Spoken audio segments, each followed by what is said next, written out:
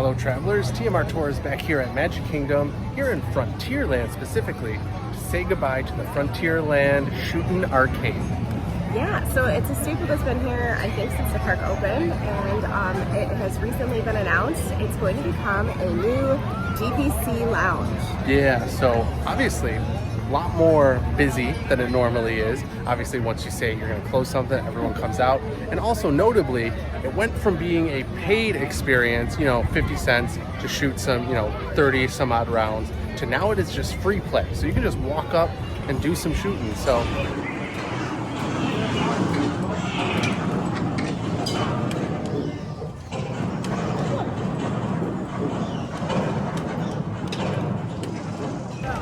Frontierland Shooting Arcade, one thing to note, obviously being Frontierland, everything has this great theming on the architecture, but the concrete as well.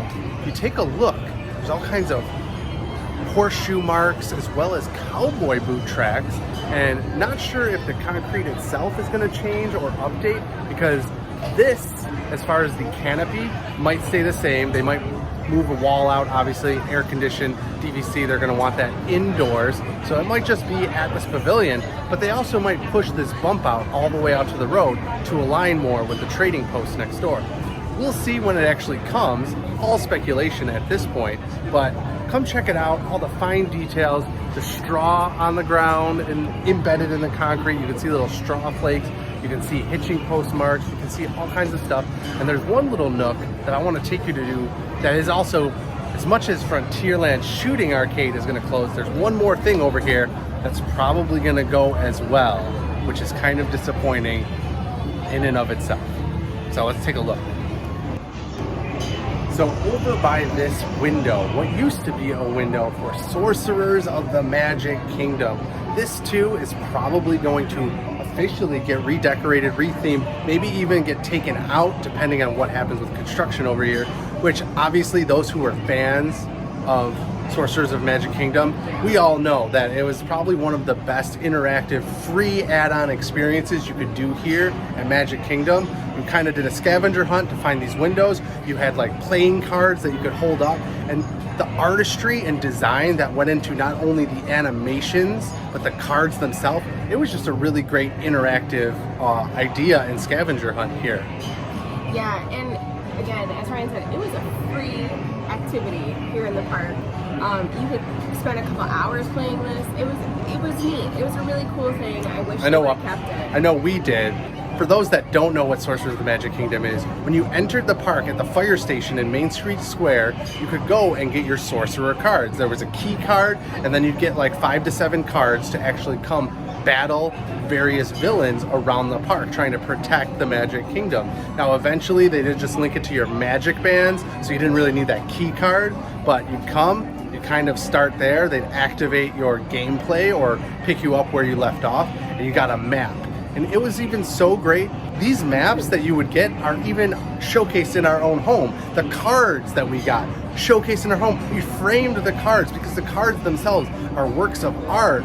And it was just an amazing experience, kind of like the pirate scavenger hunt that you can do over in Adventureland. Same idea, but this was through the entire park, minus Tomorrowland. There weren't windows in Tomorrowland, but through Liberty Square, Frontierland, Adventureland, and even Fantasyland, you'd battle various villains.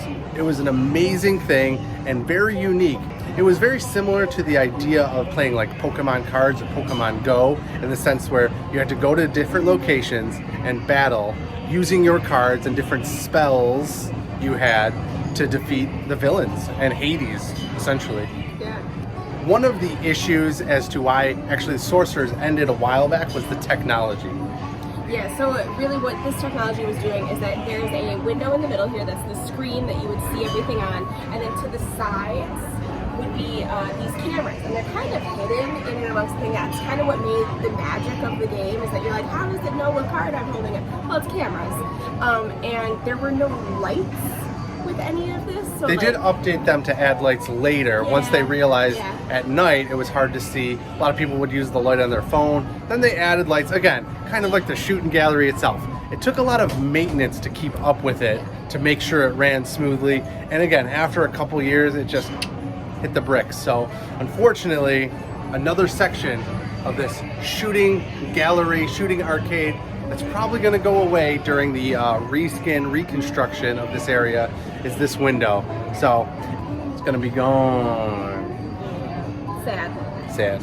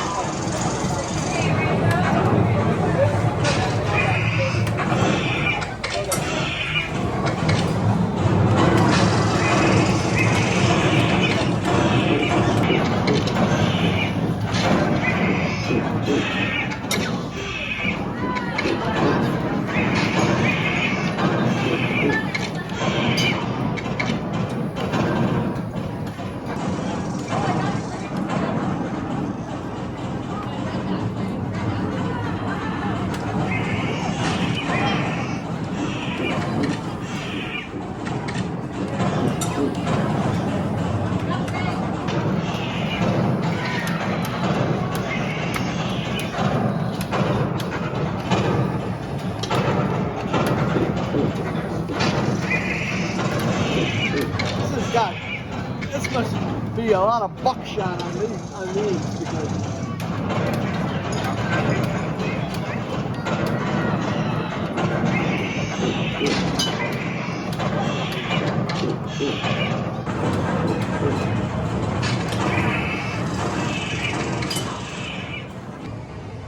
Well, that's our farewell to the shooting arcade in Frontierland. Do you guys have fond memories from here? We'd love to hear about them in the comments. Subscribe to join us on future adventures, and we'll see you on another TMR tour.